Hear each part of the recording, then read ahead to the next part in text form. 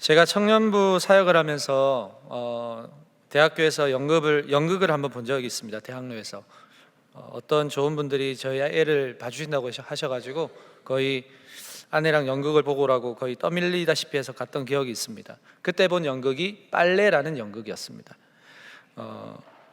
아내와 연애를 할 때 연극을 딱 한 번 본 이후로 처음 연극을 보는 거라서 설레는 마음으로 갔던 기억이 납니다. 영화 빨래는 많은 대학로 연극 가운데서 참 유명하고 또 뛰어난 작품성으로 지금까지 많은 관객들의 사랑을 받고 있는 연극이었습니다. 저희는 이제 연극 2시간 전에 이미 대학로에 가서 이제 아내와 같이 저녁을 먹고 또 차를 마시고 대학로를 이렇게 이리저리 거닐다가 많은 이야기들도 나누었고, 그리고 마침 연극 시간이 시작되어서 입장을 하는데 역시나 많은 관객들이 줄을 서 있었습니다. 그리 크지 않은 소극장 정도로 기억을 하는데 저와 아내는 운이 좋게도 거의 맨 앞자리에서 관람을 할 수 있었습니다. 처음 들어갔을 때 앞이 컴컴해서 잘 안 보였는데 조금 있으니까 음악과 함께 무대에 불이 탁 켜지더라고요. 그런데 저는 연극 이 빨래의 줄거리를 모르고 갔습니다. 어떤 내용인지 전혀 모르고 입장을 해서 앉아 있었는데 앞에 이 연극의 배경으로 꾸며진 그 무대를 보니까 신기하게도 연극의 분위기와 그 연극이 뭘 말할지에 대해서 저에게 다 이야기해 주는 것 같은 느낌을 받았습니다. 한참 무대를 신기하게 바라보면서 나름대로 어떤 연극일까 생각도 해보고 아내와 주고받는 이야기가 끝날 때쯤 어떤 배우 한 분이 나오셔서 이제 연극에 대해서 소개도 해주시고 또 흥미를 유발하게끔 해주셔서 한층 더 기대하는 마음으로 연극을 보게 되었습니다. 역시나 제가 생각했던 거대로 연극은 참 재미가 있었고 또 사람 냄새가 풀풀 나는 그런 연극이었습니다.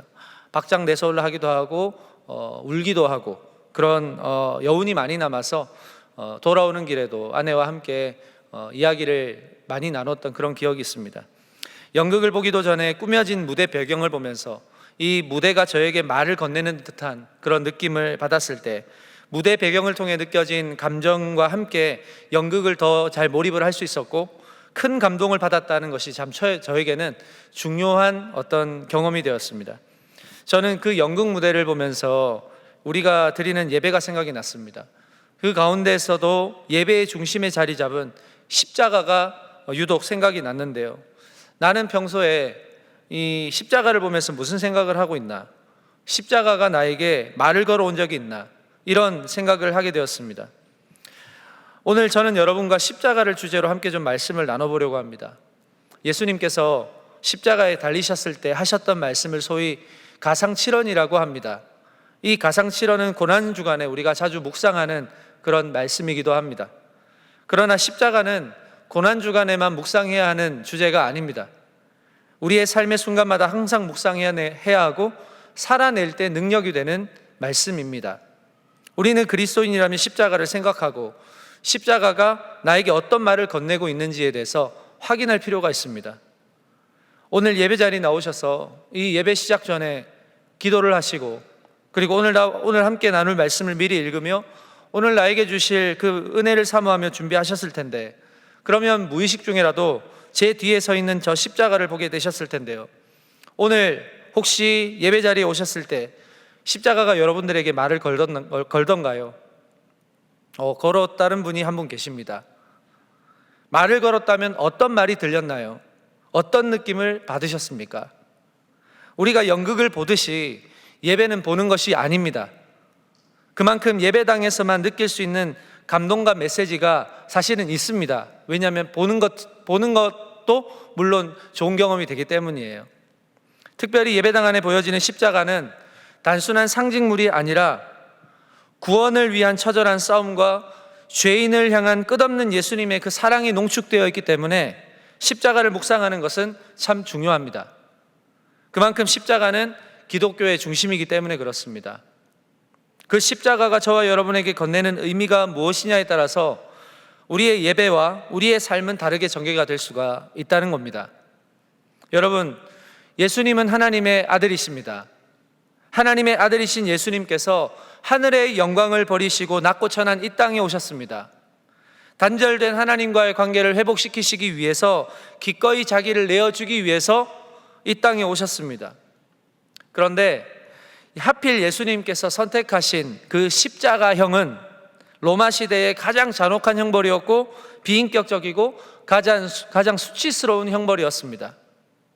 신학자 알리스터 맥그레스 교수님이 쓰신 십자가란 무엇인가라는 책에 보니까 십자가형의 잔혹함을 이렇게 묘사해 두었습니다.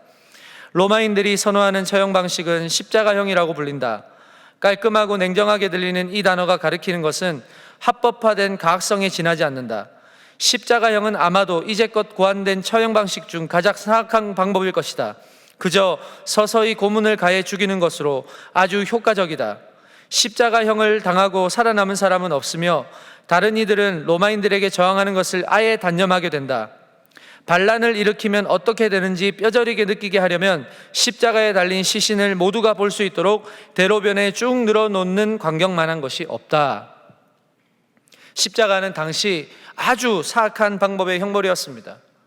예수님의 출현으로 인해서 유대 땅은 물론이고 실질적인 통치 세력이었던 로마까지도 예수님을 주목하기 시작했고, 유대의 종교 지도자들은 예수님으로 인해 위태롭던 자신들의 기득권을 놓치지 않기 위해서 예수님을 신성 모독자로 뒤집어 씌워 유대에 파견되었던 총독 빌라도에게 데려가서 끝내는 사형 선고를 받게끔 만듭니다. 당시 사형 선고를 받았던 살인자 바라바를 대신 풀어주고 예수님을 죽이도록 선동했고, 그 선동은 곧 성공을 거둡니다. 십자가형은 단순히 죄수의 몸을 십자가에 매다는 것이 전부가 아닙니다. 먼저는 사형을 언도받은 죄수의 옷을 허리까지 벗기고 채찍질하는 것으로 시작합니다. 아시는 바와 같이 채찍은 그냥 가죽으로만 된 것이 아니라 깨진 뼈 조각들이나 작고 거친 금속 조각들이 달려서 채찍에 맞는 죄수들의 등은 사정없이 갈기갈기 찢어집니다. 형체를 알아보기 어려울 정도로 몰골이 되어버린다는 겁니다. 이사야서 52장 14절의 말씀 가운데 고난받는 종에 대한 이야기가 나옵니다. 여기에서 고난받는 종에 대해서 이렇게 묘사하고 있습니다. 전에는 그의 얼굴이 남들보다 더 안 되어 보였고 그 모습이 사람들보다 더욱 상해서 그를 보는 사람마다 모두 놀랐다. 예수님의 고난을 받는 것을 묘사하고 있습니다. 수십 차례의 매질로 인해서 몸과 바닥에는 이미 피가 낭자하고 고통이 온몸을 감싸 혼절 직전의 죄수에게 쉴 틈도 없이 십자가를 지게 하고는 처형장까지 끌고 가는 겁니다. 이미 탈진을 하게 하려는 의도라고 볼 수가 있는 겁니다. 겨우 처형장까지 가서는 로마 병사들은 이 죄수의 옷을 모두 벗겨버립니다. 중요한 것은 실오라기 하나 거치지 않은 채로 십자가에 매단다는 겁니다. 육체적 고통과 극도의 수치심이 결합된 정신적 고통을 수반한 매우 굴욕적인 형벌이 십자가입니다. 이미 물과 피를 너무나도 많이 쏟은 탈진 상태에서도 일말의 인격의 존엄마저 처참히 뭉개버리는 이 로마의 처형 방식은 그 어떤 처참하고 극악한 사형법보다 비길 수 없는 최악의 사형 방법이었습니다. 죄수를 십자가에 매달 때도 극한의 고통을 경험해야 했습니다. 양손과 두 발에는 어른 손바닥만한 길이만한 대못이 박히는데, 손바닥에 박으면 아래로 내려가는 무게의 중심 때문에 손바닥이 찢어질 것을 생각해서 손과 팔을 연결하는 손목의 한 중앙에 못을 박습니다. 그러면 뼈가 걸려서 떨어지지 않죠. 이 고통 또한 상상을 초월하는 고통이었을 겁니다. 십자가 중간 정도 위치에는 세딜레라고 하는 일종의 작은 의자가 설치가 되는데 죄수가 떨어지는 것을 막는 장치라고 합니다. 이 장치가 있음으로 인해서 죄수가 떨어지는 것을 막을 뿐 아니라 더 비참한 건 너무 빨리 죽지도 못하게 하는 방법이라는 겁니다. 시간이 흐르면서 점점 몸은 처지고 기도가 막혀서 숨이 잘 안 쉬어집니다. 결국 죄수는 견딜 수 없는 지경에 이르러서야 의식을 잃고 질식해 죽는 것이 십자가입니다. 십자가에 달린 죄수들은 최소 6시간에서 많게는 일주일까지 십자가 위에서 고통을 몸소 받아내야 했습니다. 그와 함께 사형수를 향한 사람들의 비웃음과 조롱과 온갖 수치스러움은 오롯이 죄수의 몫입니다. 유월절의 양들도 죽임을 당할 때는 이보다 더 인도적인 방식으로 죽습니다. 신속하게 한 번에 칼로 베면 끝납니다. 죽음의 고통은 최소화되는 겁니다. 그러나 십자가형은 극대화된 시간과 공포로 죄수를 몰아넣습니다. 그야말로 죽음의 모든 차원을 경험하게 합니다. 그러나 마냥 죄수의 죽음을 해가 지도록 기다릴 수 없는 로마인들은 신속하게 죽게 할 수 있는 방법을 고안해내었는데 바로 죄수의 다리를 부러뜨리는 것이었습니다. 다리에 힘이 들어가지 않게 되면 죄수들은 더 이상 몸을 지탱할 방법이 없기 때문에 더 빨리 질식해 죽는 겁니다. 우리 예수님이 바로 이러한 죄수들처럼 극심한 고통과 수치심 가운데서 채찍과 폭력을 당하셨고 십자가에 달려 계셨던 겁니다. 여러분, 예수님이 지신 십자가는 이러했습니다. 우리가 상상할 수 없는 육체적, 정신적 고통이 동반된 처형 방식을 따라 죽어 가셨던 그분이 예수님이셨습니다. 그런데 예수님이 이러한 끔찍한 십자가 처형 방식을 따라 죽어 가시는 그 고통보다 더 끔찍하게 두려워하셨던 장면이 십자가 위에서 펼쳐집니다. 그게 무엇일까요? 하나님께 버림받았던 장면입니다. 오늘 본문 마태복음 27장 46절 말씀입니다. 제9시쯤에 예수께서 크게 소리질러 이르시되 엘리 엘리 라마 사박다니 하시니 이는 곧 나의 하나님 나의 하나님 어찌하여 나를 버리셨나이까 하는 뜻이라. 마태복음에서 십자가에 달린 예수님의 유일한 외침을 담고 있는데 바로 이 말씀입니다. 예수님께서는 지금까지 사람들의 수치와 조롱, 로만 군인들의 날카로운 채찍으로 자신을 치는 고통을 겨우겨우 버텨오셨습니다. 그러나 십자가에 달리셨을 때 비로소 예수님은 몸서리를 치며 하나님께 외치시는 그 한마디, 나의 하나님 나의 하나님 어찌하여 나를 버리셨나이까. 예수님은 잡히시기 전날 밤에 겟세마네 동산에서 이 일이 자신에게 일어날 줄을 아시고는 미리 마음으로 준비를 다 하셨습니다. 그러나 기도하시면서 아버지여 할 수만 있으시다면 이 잔을 내게서 지나가게 하옵소서라고 기도를 하셨습니다. 그러나 결국은 아버지 나의 원대로 마옵시고 아버지의 뜻대로 하옵소서라고 기도하시면서 다가오실 하나님의 뜻을 준비하고 계셨던 예수님이셨습니다. 때가 되었습니다.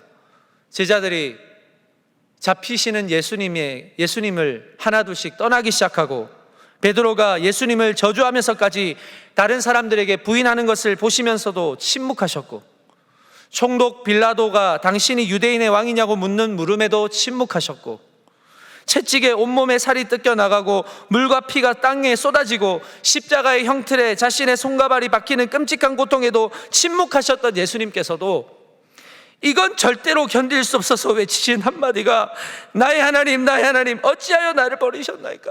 고난에 찬 외침이었어요. 하나님께 버림받음의 고통이 육체의 고통보다 더 크셨다는 거예요. 하나님께 버림받으셨다는 것 뭘 의미할까요? 하나님과 분리됐다는 거예요. 하나님께 부재를 느꼈다는 겁니다. 여러분 와닿으세요? 저와 여러분에게는 이게 와닿을지 안 와닿을지는 잘 모르겠습니다만 예수님에게는 이것이 다른 고통을 뛰어넘는 고통이었을까요? 네, 맞습니다. 이것만큼 가혹한 고통이 없으셨던 겁니다. 하나님께 버림받음에 대해서 고통스럽게 호소했던 사람이 한 명 더 있다면 다윗입니다. 그는 충직한 신하였던 우리아의 아내 바세바를 성적으로 범한 뒤에 그에게 찾아왔던 나단 선지자가 하나님의 심판과 형벌을 자신에게 예고하자 마음이 무너지고 두려움이 엄습하기 시작했습니다. 시편 51편에서는 자신이 범한 죄로 인해 괴로운 마음으로 쓴 고백이 나오는데 거기에서 다윗이 가장 두렵게 느끼는 대목이 어딘지 아시죠? 시편 51편 10절에서 11절입니다. 같이 읽어보겠습니다. 시작. 하나님이여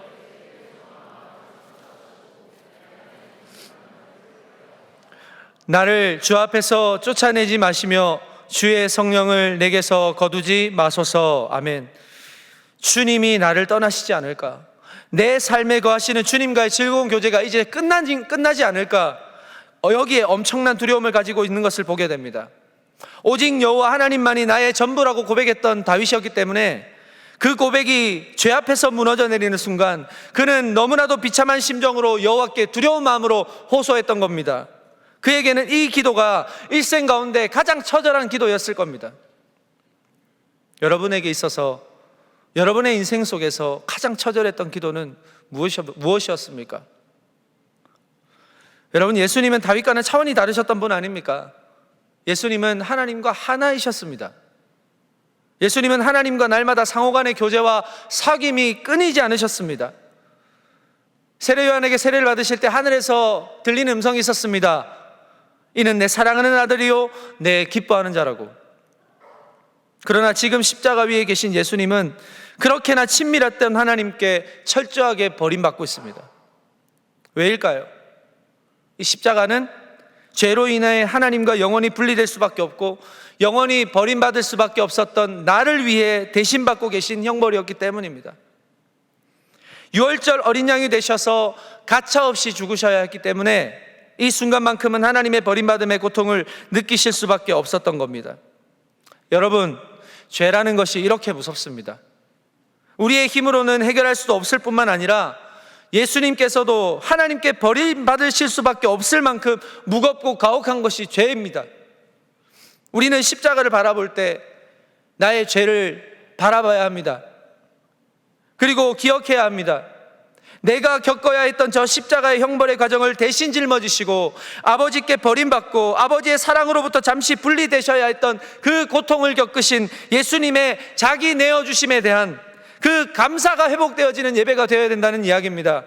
우리는 그 마음을 담아서 하나님께 감사하며 그 죄에 대해서 날마다 기억할 때 우리의 예배가 온전한 예배가 될 수 있고 우리의 찬양이 찬양 이상의 찬양이 될 수 있다는 겁니다. 이 부끄러운 십자가는 내가 달려야 했던 십자가예요. 저 끔찍한 수치와 조롱은 내가 다 받아야 했던 것입니다. 그러나 나 대신 당신의 부끄러움으로 여기시고 당신의 고통으로 다 담아내셨습니다. 여러분, 우리가 예배해야 하는 이유는 이것만으로도 충분합니다. 우리가 겪는 고통 때문에 예배할 수 없고 우리가 겪는 상처 때문에 기도할 수 없을 때도 있지만 그럼에도 예수님은 이런 연약한 나를 아시고 나를 위해 자신의 모든 것을 다 버리신 겁니다. 하나님과의 하나됨도 포기하셨습니다. 그만큼 저와 여러분을 온 피조 세계를 창조하신 그 창조의 기쁨보다 우리를 사랑하시는 사랑이 더 컸다는 것을 의미합니다. 여러분, 세상이 나를 버릴지라도 주님은 절대로 나를 버리지 않으십니다. 왜냐하면 이미 하나님은 예수님을 버리심으로 인해서 그 형벌을 다 치르셨기 때문이에요. 이제 그 어떤 것도 그리스도 예수 안에 있는 하나님의 사랑에서 끊을 수 없습니다. 그것이 사망이든지 생명이든지 천사든지 권세자이든지 현재일이나 장래일이나 능력이나 높음이나 깊음이나 다른 어떤 피조물이라도 할지라도 말입니다. 하나님이 여러분을 결코 버리지 않는다는 확신 가운데 살아가시기를 주님의 이름으로 축복합니다. 여러분, 오늘 이 예배 자리에 나오면서 앞에 있는 커다란 십자가가 눈에 잘 들어오지 않으셨을 거예요. 맞아요. 사실 저 십자가 자체는 능력이 없습니다. 그냥 구조물입니다. 사람이 만든 겁니다. 하지만 저 십자가에 달리신 예수님은 하나님의 뜻을 이루기 위해서 절대적인 순종을 택하셨고 흉악한 죄수보다 더 극심한 고통과 수치스러움 가운데 형벌을 받으셨으며 인간의 죄의 무게만큼이나 무거운 하나님의 버림과 분리됨과 외면의 고통을 경험하셨다는 겁니다. 그러나 하나님께서는 예수를 죽은 자 가운데서 다시 살리셨습니다. 이제 우리는 나무에 매달려 저주를 받아 죽으신 예수님을 믿는 것이 아니라 그 저주와 사망의 권세를 찢으시고 다시 부활하신 예수님을 믿습니다.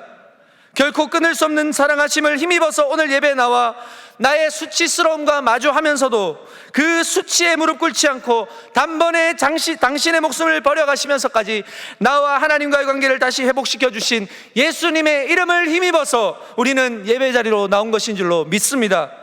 그 죽으심과 부활, 우리를 위해 참으신 그 십자가의 고통을 가볍게 생각하지 말고 더 크고 놀라운 사랑과 여전히 성실하게 우리와 동행하시는 예수님을 인정해드리고 그 예수님을 우리를 위해 아끼지 않으신 하나님의 신실하심을 함께 기뻐하고 칭찬하고 높여드리는 예배를 우리 모두가 드릴 수 있기를 간절히 소망합니다.